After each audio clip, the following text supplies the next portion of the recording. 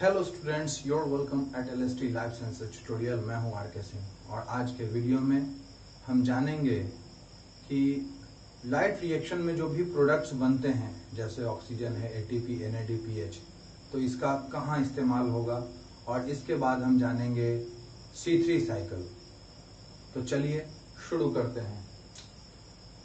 Where are the ATP and NADPH used? Photosynthesis में के light reaction में जो ऑक्सीजन, ATP और NADPH बनता है वो किस जगह इस्तेमाल होता है। तो जैसा कि आपको पता है कि जो लाइट रिएक्शन में ऑक्सीजन बनता है और वह ऑक्सीजन जो है ये क्लोरोप्लास्ट से डिफ्यूज होकर के ये एनवायरनमेंट में चला जाता है, जबकि जो ATP और NADPH है ये एसिमिलेटरी पावर होता है डार्क रिएक्शन के लिए। तो यह जो ATP और NADPH होगा इसका इस्तेमाल होगा to drive the processes leading to synthesis of food, that means sugar, and this phase is called biosynthetic phase of photosynthesis. यानी कि फोटोसिंथेसिस के जिस फेज में ATP और NADPH का इस्तेमाल होगा और उससे फूड यानी कार्बोहाइड्रेट यानी शुगर बनेगा, तो उस फेज को कहा जाएगा बायोसिंथेटिक फेज। यह जो फेज होगा यह लाइट इंडिपेंडेंट होता है और इसीलिए इसको हम डार्क रिएक्शन भी कहते हैं। और यह जो डार्क रिएक्शन है यह डिपेंड करता है ATP और NADPH beside carbon dioxide and water. ठीक है, इसको आप नोट कर लीजिए।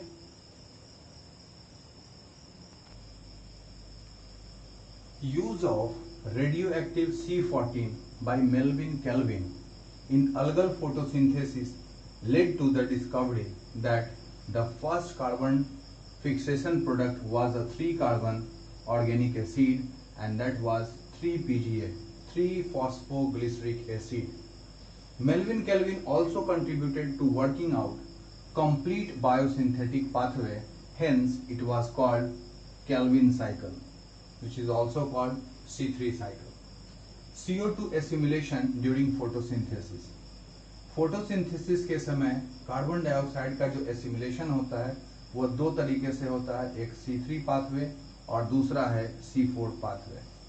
जो C3 पाथवे है इसमें जो फर्स्ट स्टेबल प्रोडक्ट होता है कार्बन डाइऑक्साइड फिक्सेशन का वो एक 3-कार्बन एसिड है, and that is 3-PGA, 3-फॉस्फोग्लिसरिक acid.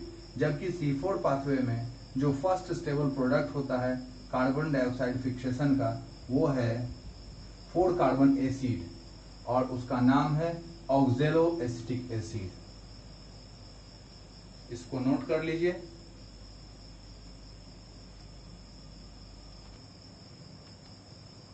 The primary acceptor of carbon dioxide is RUBP, ribulose 1,5 biphosphate, जो कि एक 5 कार्बन का कंपाउंड होता है।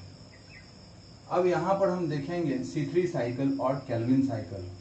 यह जो साइकिल है ये सारे फोटोसिंथेटिक प्लांट्स में ऑपरेट होता है और इसमें 3 स्टेजेस होते हैं, कार्बोक्सिलेशन, रिडक्शन और रीजनरेशन। सबसे पहले यह जो RUBP है जो कि 5 कार्बन का कंपाउंड होता है, यह एटमॉस्फेयर से कार्बन डाइऑक्साइड को यूज करेगा और वाटर को। तो एटमॉस्फेयर से कार्बन डाइऑक्साइड आएगा और फिर वाटर, और इस तरह से RUBP का कार्बोक्सिलेशन होगा। यहाँ पर जो एंजाइम काम करेगा वो होगा RUBP कार्बोक्सिलेज। यह जो एंजाइम है यह ड्यूअल बिहेवियर शो करता है, इसका काम कार्बोक्सिलेशन और ऑक्सीजनेशन दोनों होता है और इसीलिए इसको हम रुबिस्को भी कहते हैं, यानी ribulose 1,5 biphosphate carboxylase and oxygenase. जब RUBP का जब कार्बोक्सिलेशन होता है यानी कार्बन डाइऑक्साइड के साथ जब ये कंबाइन करता है तो ये 5 कार्बन और ये 1 कार्बन ये मिल करके 6 कार्बन का एक इंटरमीडिएट बनेगा, जो कि डिकम्पोज होकर के 3 कार्बन का 2 मॉलिक्यूल बनाएगा और वो है फर्स्ट स्टेबल प्रोडक्ट जो होगा ये है 3-PGA, 3-फॉस्फोग्लिसरिक एसिड। अब ये जो 3-PGA है इसका होता है रिडक्शन, और इस रिडक्शन में पर कार्बन डाइऑक्साइड मॉलिक्यूल के लिए 2 ATP और 2 NADPH का इस्तेमाल होगा और ये कन्वर्ट हो जाएगा 2 ADP 2 IP इनऑर्गेनिक फॉस्फेट और 2 NADP प्लस। यह जो NADP है ऑक्सीडाइज्ड फॉर्म है, जबकि ये रिड्यूस्ड। तो जब 3PGA का रिडक्शन होता है तो बनता है ट्रायोज फॉस्फेट, और यह जो ट्रायोज फॉस्फेट है इसका कुछ पार्ट जो है यह सुक्रोज या स्टार्च के फॉर्मेशन में खर्च होता है, जबकि जो रिमेनिंग पार्ट है वो रीजनरेट होकर के RUBP बना देता है। इस ट्रायोज फॉस्फेट का जो RUBP में रीजनरेशन होता है उसमें ATP का इस्तेमाल होता है, यानी कि एक कार्बन डाइऑक्साइड के फिक्सेशन में कितना ATP, 2 ATP यहाँ और 1 ATP यहाँ, कुल मिलाकर के 3 ATP खर्च होता है। जबकि NADPH के कितने मॉलिक्यूल, 2 मॉलिक्यूल, और एक ग्लूकोज मॉलिक्यूल के बनने में कार्बन डाइऑक्साइड के 6 मॉलिक्यूल्स लगते हैं, और इसलिए C3 साइकिल जो है वो 6 बार इन्वॉल्व होगा, यानी 6 केल्विन साइकिल से एक ग्लूकोज मॉलिक्यूल बनेगा। इसलिए ओवरऑल आप काउंट कर लीजिए कितने होंगे, 2 और 1 3, तो 3 इंटू 6 दैट मीन्स 18 ATP का इस्तेमाल होगा, और जो NADPH होगा वो कितना होगा, तो 2 इंटू 6, तो ये हो जाएगा 12 NADPH। ठीक है, इसको आप नोट कर लीजिए।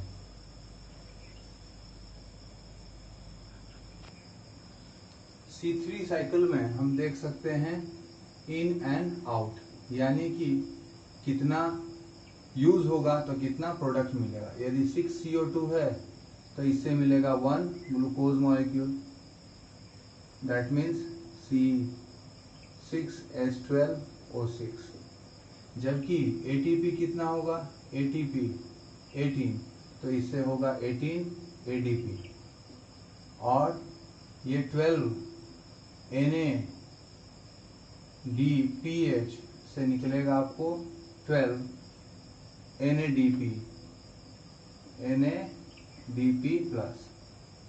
तो आपने देखा कि एक ग्लूकोज के बनने में जो कार्बन, ये जो केल्विन साइकिल है इसके 6 टर्न्स भाग लेते हैं, और हर एक जो टर्न है उसमें प्रत्येक कार्बन डाइऑक्साइड के फिक्सेशन में 3 ATP और 2 NADPH इन्वॉल्व होते हैं। दैट मीन्स पर CO2 fixation involves how much, 3 ATP and 2 NADPH molecules. ठीक है, और इस तरह से ये आपका केल्विन साइकिल जो है समाप्त हुआ। अगले वीडियो में हम लोग जानेंगे C4 साइकिल के बारे में।